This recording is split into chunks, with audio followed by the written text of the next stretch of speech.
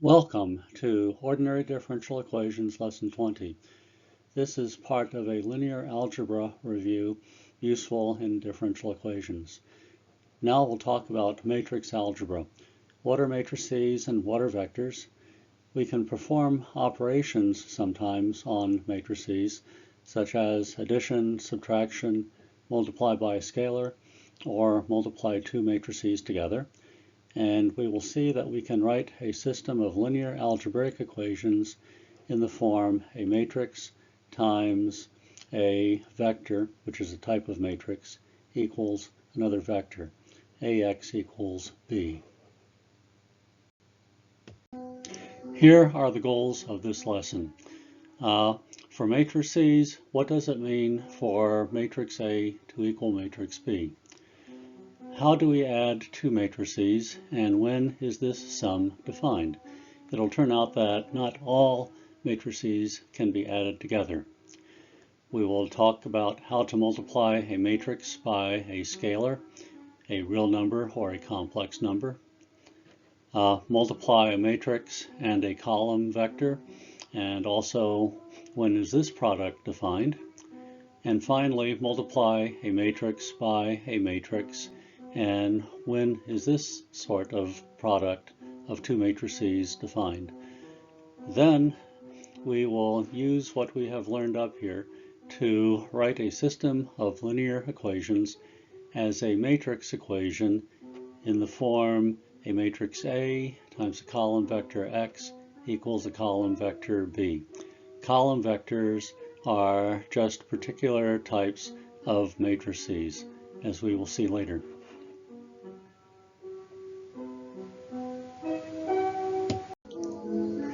Let's talk about equality of matrices. Suppose we have two matrices A and B. We will say that they are equal if they satisfy two conditions. First, they have to be the same size. Both of them have the same number of rows and the same number of columns.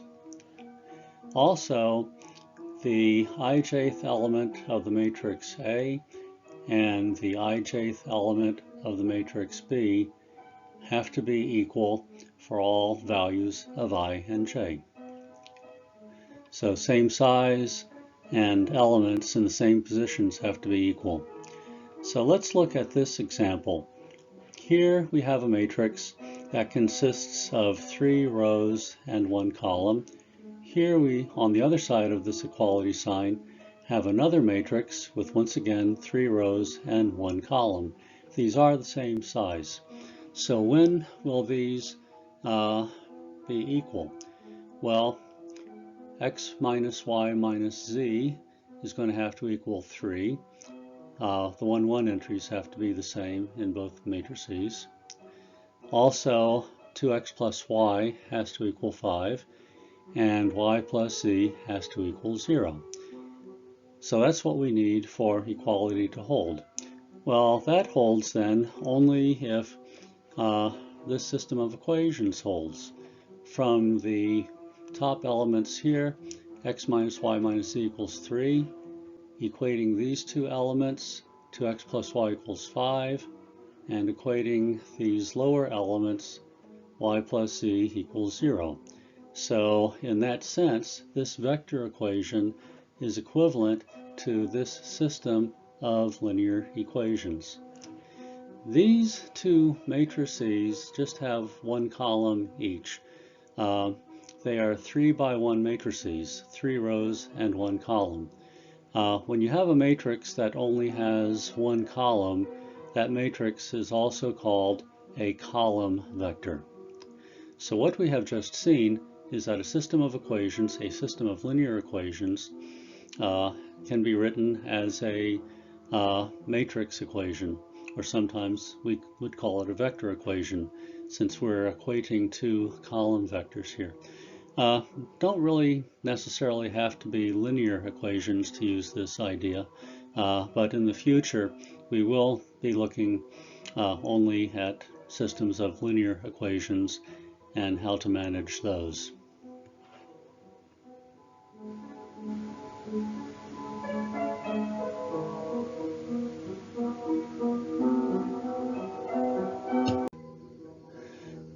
So let's now talk about addition of matrices, the matrix A plus the matrix B. Well, first of all, addition of A and B is only defined when A and B have the same size. A and B have the same number of rows, A and B have the same number of columns. Then the sum A plus B is also going to be of that particular size. So let's talk about the sum of A and B where this sum is defined. Let's call the sum of them C. Well, here's the definition. We'll say that C equals A plus B if the ijth element of C equals the ijth element of A plus the ijth element of B, and this will be for all values of I and j of relevance. So we add the ijth elements of A and B to get the ijth element of their sum. As an example, let's look at the matrix 1 minus 1, 8, 4, 2, 0 plus the matrix 0, 1, 2, 3, 4, 5. This matrix has 3 rows, 2 columns. This matrix has 3 rows, 2 columns. Both are 3 by 2 matrices. They are the same size, and thus they may be added. Let's just look at, let's say, this element right here in the sum. So this is in the second row, first column. It's the 2, 1 entry. Well, to find out what this entry should be, why is it 10, we would look at the 2, 1 entries in these two matrices. 8 plus 2 equals 10. So that shows us how to compute this one. All the others are computed similarly. Let's look at the 1, 1 element up here. 1 plus 0 equals 1. How about this element? Minus 1 plus 1 equals 0. How about this element? 4 plus 3 equals 7. How about the one down here, the 3, 1 element? 2 plus 4 equals 6. And finally, this element here, we arrive at that by 0 plus 5 equals 5. So in order to find this matrix, the sum of these two matrices, we had to evaluate 6 sums. One sum to calculate each term in this matrix, which has a total of 6 elements in it. For very large matrices, finding the sum could take some time if you're doing it by hand. It's much easier in general to use a calculator like a TI-84 or a computer program like MATLAB or Maple or Sage to do matrix computations. Sometimes matrix computations, although in principle they're easy, can take time and drudgery to perform the operation.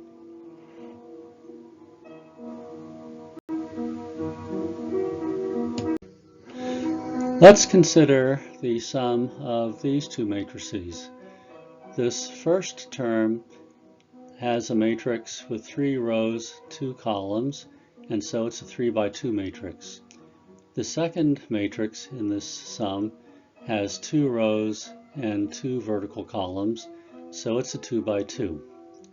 So these matrices have different sizes. First one, the size is 3 by 2.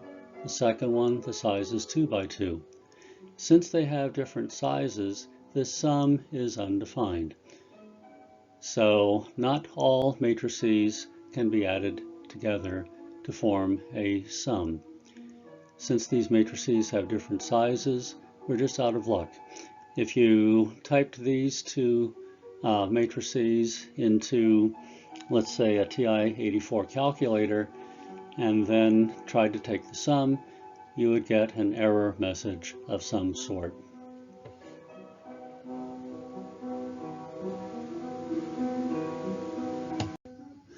For scalar multiplication, we're going to start with a matrix A and a scalar C, which could be either a real number or a complex number. if we have a matrix A, how do we define C times A? Well, it's quite easy. If A consists of the matrix where the ijth element is A sub ij, then when you look at C times A, the ijth element of that matrix is just C times Aij. So you can basically pull that C inside, multiply every term of the matrix by C. Let's look at an example. Suppose we have A is this matrix, 1 minus 1, 0, 2, 4, 8. Then 5 times A is what? Well, let's see. 5 times 1 is 5. 5 times minus 1 is minus 5. 5 times 0 is 0. 5 times 2 is 10. 5 times 4 is 20. And 5 times 8 is 40. So if A is this matrix, then 5 times A is this matrix. Notice that a scalar times a matrix is always defined. Don't have to worry about the sizes in this case. Let's look at another example. Let's suppose that A is the same matrix we had up here, and in this case let's let B be this matrix, 1, 0, 0, 1, 2, 1.5. Then let's compute 5A minus 2B, a scalar times A minus a scalar times B. Well, 5A is the matrix we already found up here. 5 minus 5, 0, 10, 20, 40. 2B is going to be what? If B is the matrix up here, just multiply every one of these elements by 2. 2 times 1 is 2. 2 times 0 is 0. 2 times 0 is 0. 2 times 1 is 2. 2 times 2 is 4. 2 times 1.5 is 3. Now, here we have subtraction. You might say, well, we didn't define subtraction before, we defined addition. Well, subtraction, if you look at two matrices, let's just call them C and D for a minute. C minus D would be the same as C plus minus 1 times D. So basically, what we have to do in this case is subtract elements of these two matrices that are in similar positions. 5 minus 2 is 3. Minus 5 minus 0 is minus 5. 0 minus 0 is 0. 10 minus 2 is 8. 20 minus 4 is 16. 40 minus 3 is 37.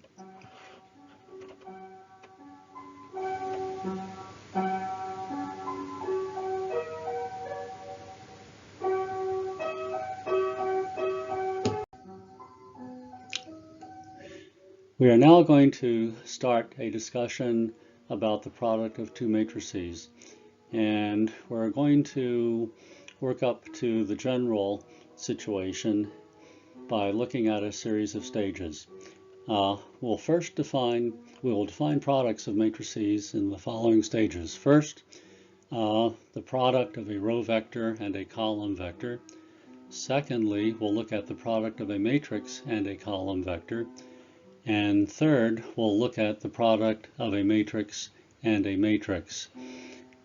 So our goal is to define a matrix product in such a way that it will be useful in working with systems of algebraic linear equations, and later useful to help us solve systems of linear differential equations.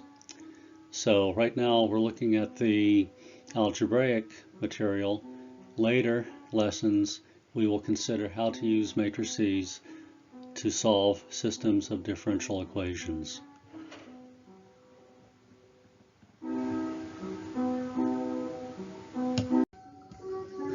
So we're going to start by looking at a row vector times a column vector. So let's let A be the following matrix. It has just one row, and the elements in it are A1, A sub 2, A sub 3, A sub 4 through A sub n.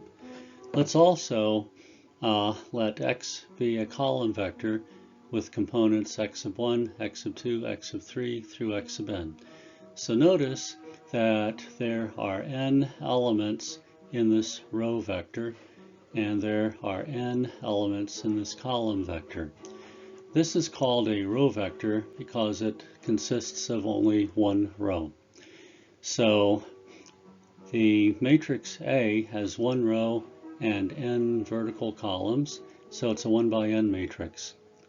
X has n rows and one column, so it's an n by 1 matrix. So A times X is going to be a 1 by 1 matrix. The product is defined, we'll find, because we have n here and n here. Okay, so let's define A times X. This row vector times this column vector. It's defined to be A1 times X1 plus A2 times X2 plus all the way through A sub n times X sub n. So we're multiplying A1 times X1 plus A2 times X2 plus all the way through A sub n times X sub n. Okay, and that's just going to give us a number. We can write this sum also as the sum where k goes from 1 to n of A sub k, X sub k. So if you've seen dot products of vectors before, perhaps in a calculus course, you would recognize this formula as more or less being a dot product. Well, if we think about it for a minute, here I said that A times X is a number. But if you look at what we have up here, we'll see that in just a little while, A times X should be a 1 by 1 matrix. One row, one column. So technically the product of A times X is a matrix. And it only has one element, the 1, 1 element, the element that's in the first row and the first column, given by this sum that we saw up here.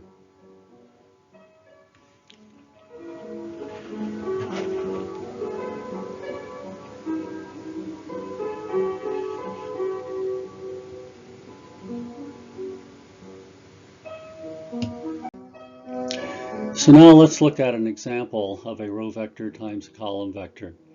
Let's let A be the row vector 1, 5, minus 8, and let X be the column vector 2, 0, 4. Then A times X is going to be what? It's going to be 1 times 2 plus 5 times 0 plus minus 8 times 4, which is what we have right here. And what do we get when we do this computation? Here we have 2 plus 0 minus 32. So 2 minus 32 adds up to minus 30. The product of these is minus 30. You could consider this a matrix with just one element, and so we could put square brackets around this if we wanted to. But we're going to basically think of 1 by 1 matrices as corresponding to numbers in most cases. So now let's look at another example. Suppose cashews are 20 cents per ounce, walnuts are 40 cents per ounce, and macadamias are 70 cents per ounce. How much would a gift box of 8 ounces of cashews, 6 ounces of walnuts, and 2 ounces of macadamias cost? Well, we can solve this in terms of a row vector times a column vector. For the nuts, we have 20 cents, 40 cents, and 70 cents per ounce. And for the three types of nuts, we're getting 8 ounces, 6 ounces, and 2 ounces of walnuts, cashews, walnuts, and macadamias. And so to compute this product, we would have 20 times 8 plus 40 times 6 plus 70 times 2. And when you calculate this, you'll get that it's 540 cents. So we have come up with a way to think of solving this problem in terms of multiplying these two matrices together, a row vector times a column vector. And this is kind of nice because if you decide to change the amount of ounces of each of those particular varieties of nuts in this gift box, all we would have to do is to change these numbers right here and then perform the multiplication. On the other hand, if from one year to another inflation occurred and the prices of those three types of nuts went up, you would only have to change these numbers in order to make this computation. And you might think, well, yeah, but I'm still going to have to do all this multiplication. Why do I save room? Why would it be maybe more efficient to write it this way? Well, if we wrote a short computer program to compute this product, we could use it perhaps many times by just changing the numbers in this column to reflect the current reality, or change the numbers in this row vector to reflect the current prices. Here, these are vectors, row vector and column vectors, just with 3 elements each. So this computation wasn't very hard to do by hand. But if we had 1,000 elements here and 1,000 elements in this column vector, and you're making a gift box with 1,000 different types of nuts in it, it would be much easier to do it by calculator or computer.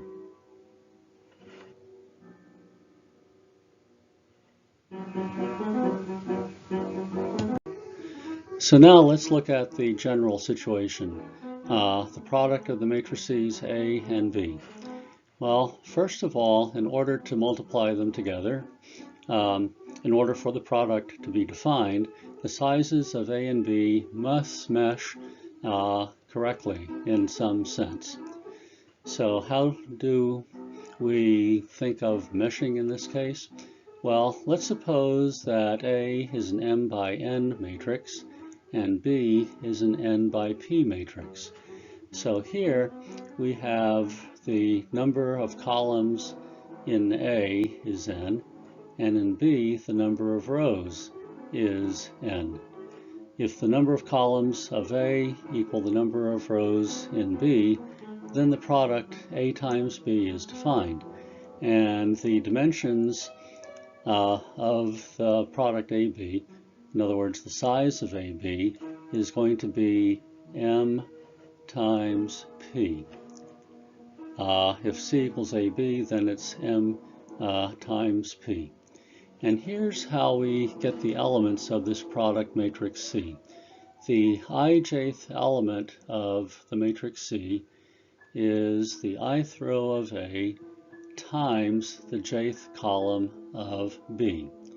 And we already know how to take this type of product of a row vector and a column vector, and so we're just going to have to use this type of product over and over again to find all the elements of the matrix C.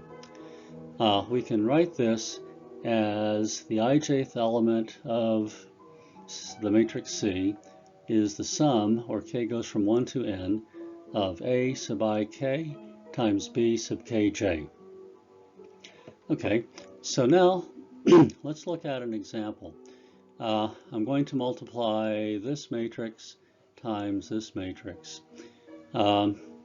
This matrix here has 2 rows, 3 columns, so it's a 2 by 3. This matrix is a 3 by 1. So a 2 by 3 matrix times a 3 by 1 matrix gives us a 2 by 1 matrix from what we said up here. And so it's going to be a column vector. Since it's a 2 by 1 matrix, it's going to be a column vector with 2 rows, 1 column. So how do I find this element here, which is in the 1, 1 position? I'll take the product of the first row of this matrix times the first column of this matrix. So 1 times 2 plus 2 times 1 plus 3 times 0 equals 4. To get the 2, 1 entry down here, we'll take the second row of this matrix and the first column here. Another way to think of this is this number right here is in the second row, first column. So we use the second row here, first column here. We're always using rows of this first matrix, and we're always using columns of this second matrix to compute the elements in the product. So let's see, 4 times 2 plus 5 times 1 plus 6 times 0 equals 13. So this matrix times this matrix is equal to this matrix. And we can see what happened here. Here we had a 2 by 3 matrix. Here we had a 3 by 1 matrix, and the product was a 2 by 1 matrix.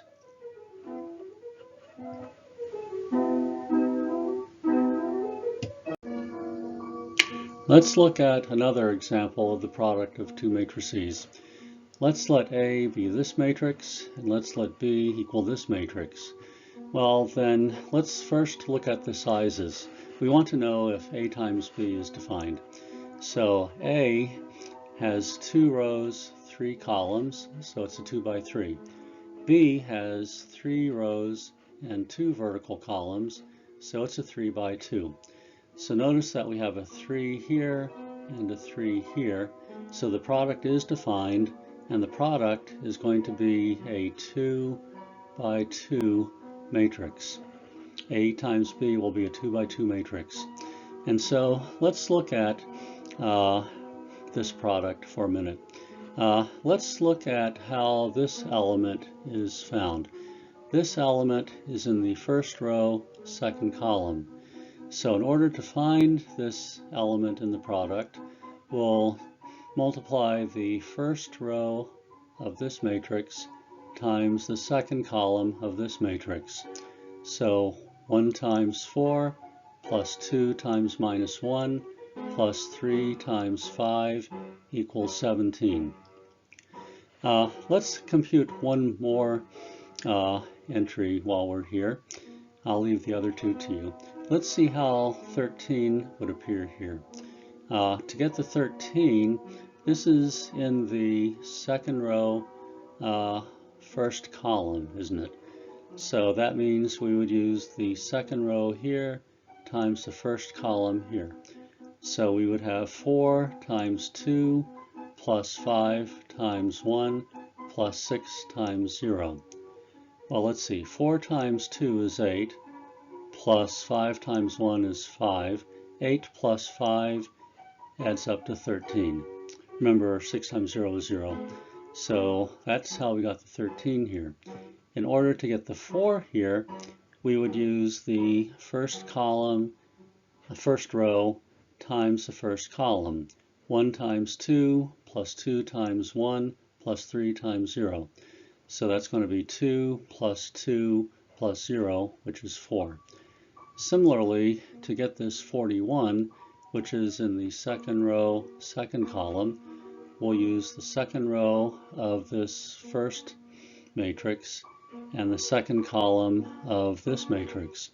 So 4 times 4 plus 5 times minus 1 plus 6 times 5 will equal 41.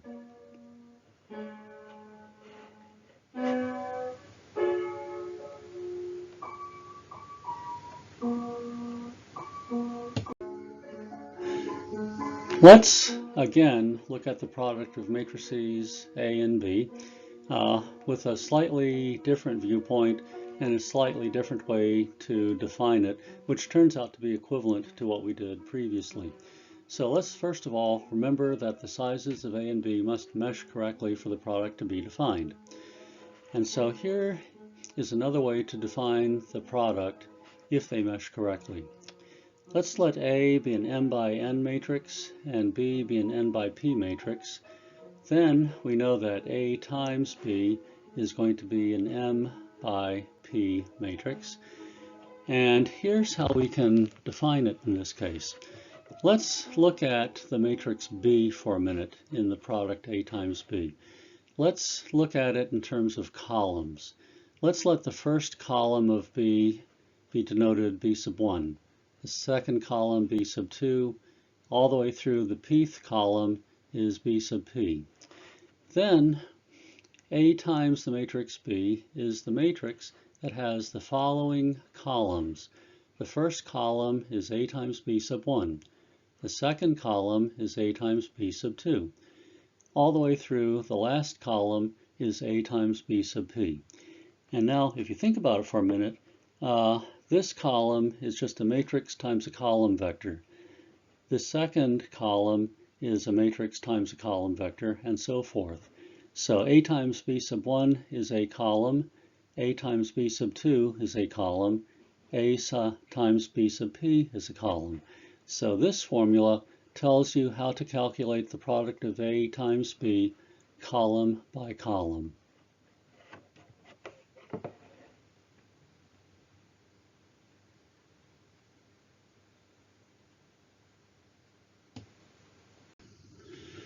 So let's use the same matrices we had before in this example. Let's let A be this matrix and B equal this matrix.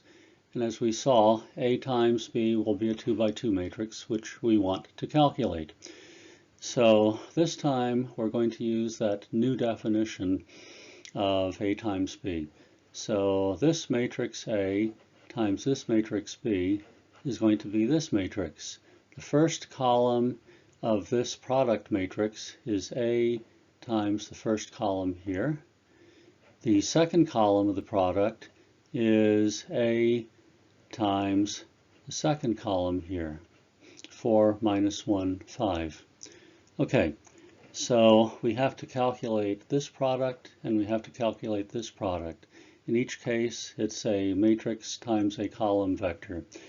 So we calculate A times the vector 2, 1, 0. So here's the matrix A, here's the column vector 2, 1, 0. And if we take the product of this row and this column, we get 4. If we take the product of this second row times this column, we get 13. Moving on to this second calculation, A times that second column is what? Well, here's the matrix A again. Here's that column. So the product of this row and this column is 17. The product of this row times this column is 41. So what we have found out is that this column right here is 413. This column right here is 1741. So plugging these things in for these things over here, we have the matrix for the first column is 413 and the second column is 1741. And this agrees with the product that we computed earlier by our first technique.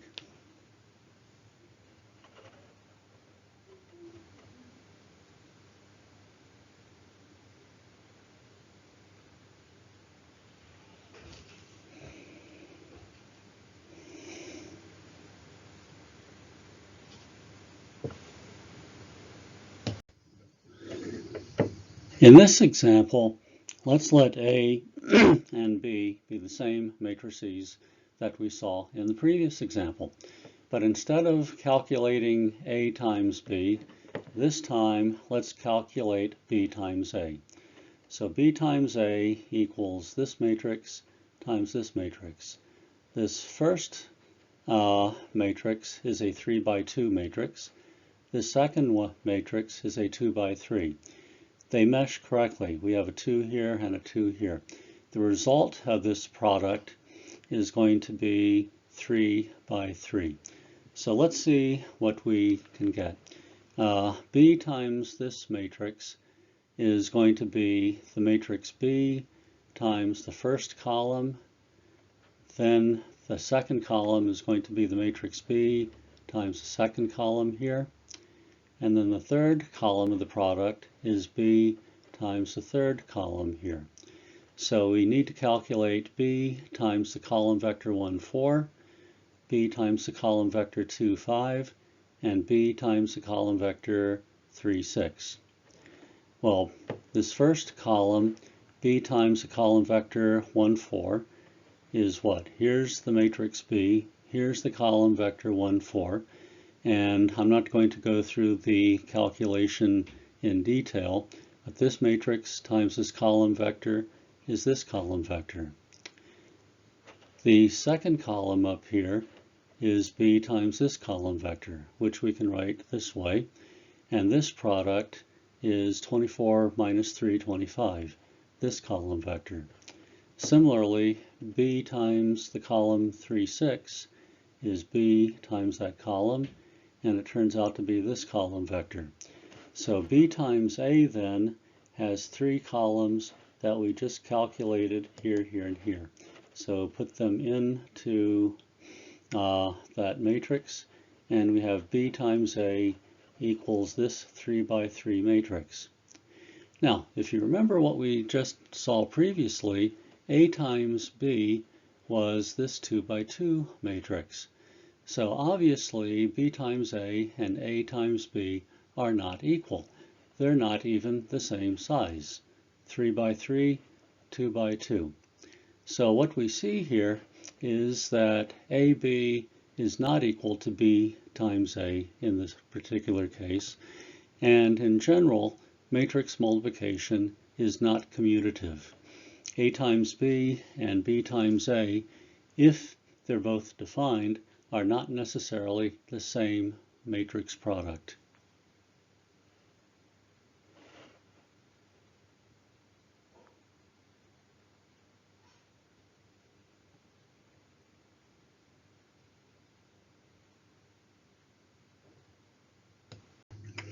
Here are some properties of matrix operations, and in these formulas that we're going to look at, these properties, we'll assume that matrices are of sizes where the operations actually are defined. First of all, A plus B equals B plus A for matrices A and B. In these formulas, capital letters represent names of matrices. Lowercase letters are scalars. They're numbers, real or complex. So continuing, the sum of the scalars A plus B times the matrix C equals AC plus BC. A times the sum of two matrices B plus C equals AB plus AC. The scalar AB times the matrix C equals the scalar A times the matrix BC. In general, AB is not going to be equal to B times A. There might be a few particular instances where this might be true, but in general, you can't expect these two to be equal. The matrix A times the sum B plus C is equal to A times B plus A times C.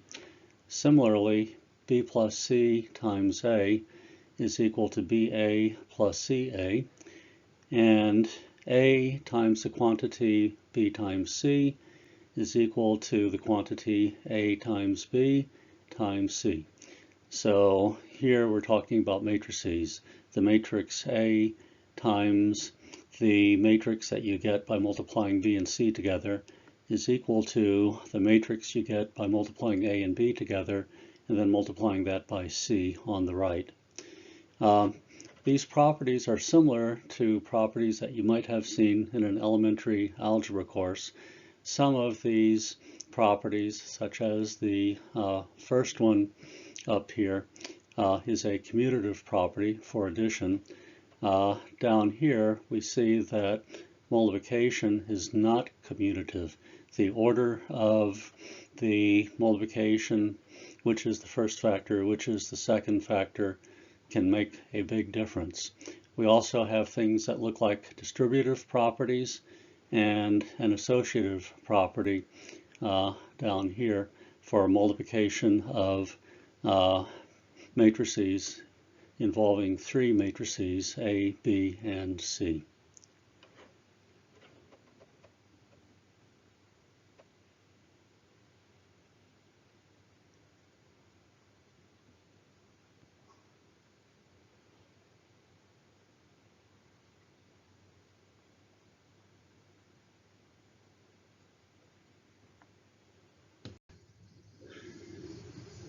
Let's talk about the matrix equation AX equals B. A matrix A times a column vector X equals a column vector B. Let's look at an example.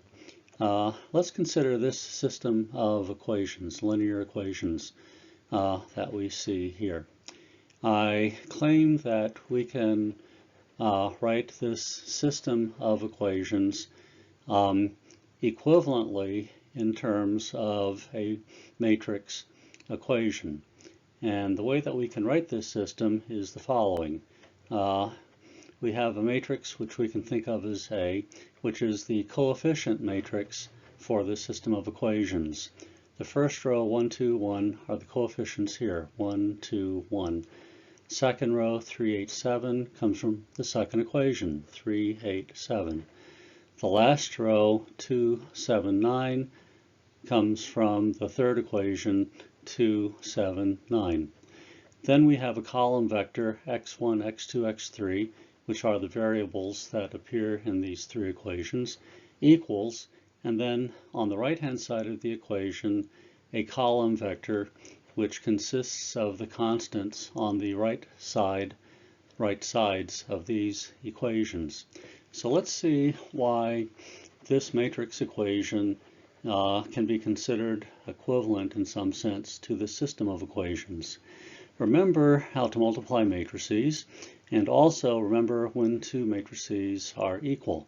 Only if they are equal, I guess you can say term by term in the corresponding positions. So this product over here is going to be a column vector. And the first entry of the column vector is going to be 1, x1 plus 2, x2 plus 1, x3. And that has to equal the first element of this column vector, 4.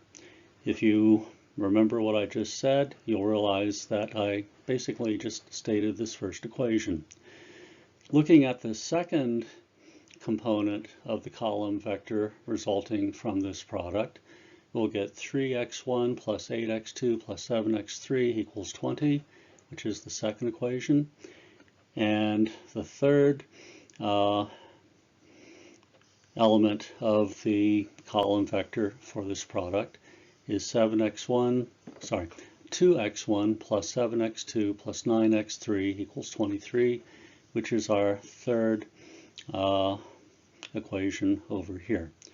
So basically, we can see that by using the definition of products and the definition of equality, these two column vectors are equal if and only if these equations are satisfied. Similarly, we can see that all systems of linear algebraic equations can be written in the form A times X equals B, where A is the coefficient matrix from the system of equations. X is the column vector of variables in these equations, and B are the constants on the right-hand sides of these equations. Later, we'll find that writing the system of equations as a matrix equation can be useful for solving systems of equations. We'll look at how we can use them to solve linear algebraic equations like the ones we have up here, and later we'll look at systems of linear differential equations. Actually, I think for the most part, first order linear differential equations. That's to come later in the lectures, in the lessons.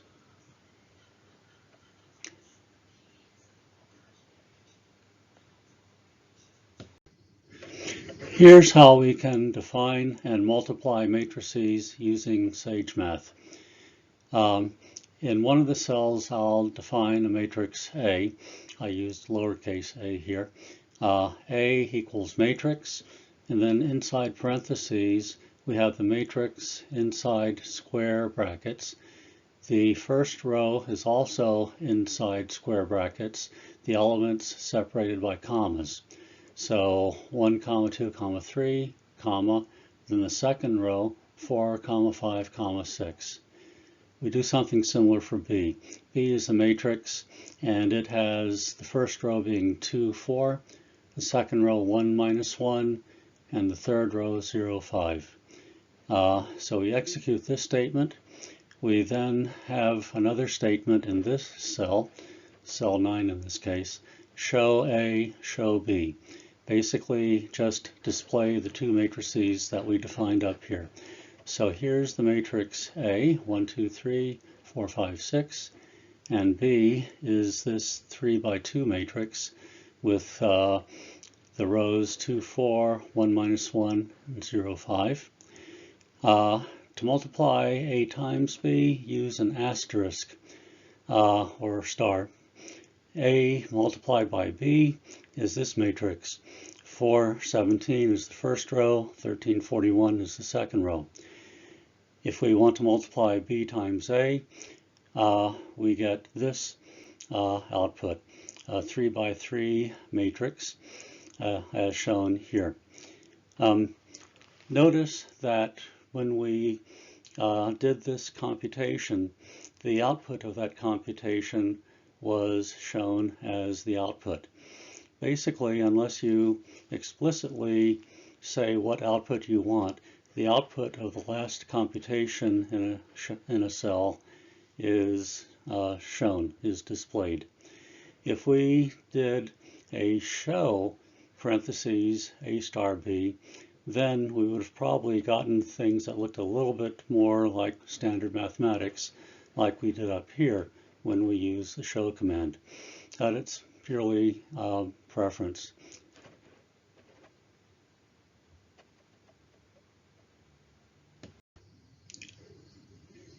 So what have we learned in this lesson?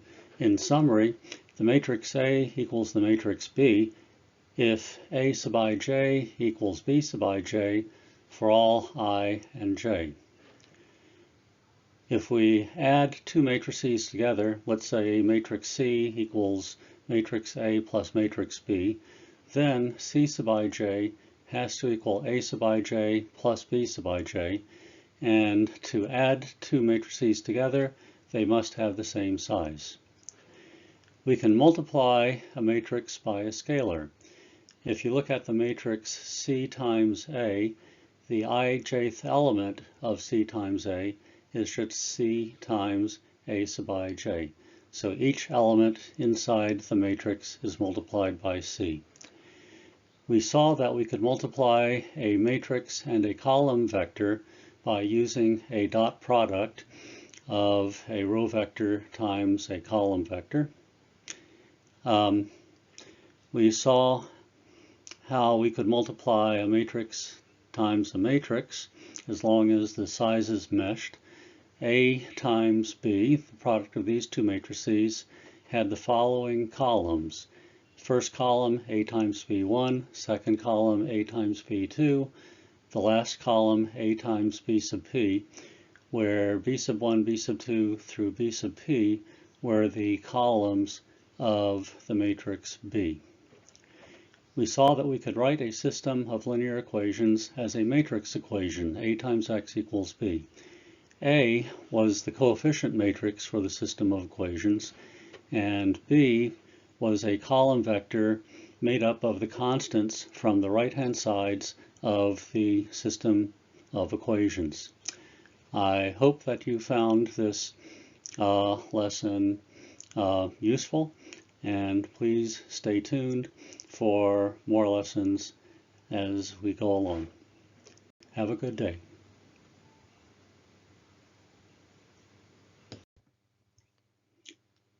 I would like to thank you for watching this video.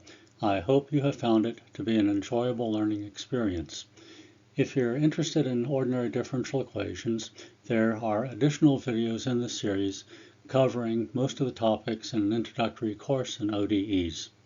Have a good day.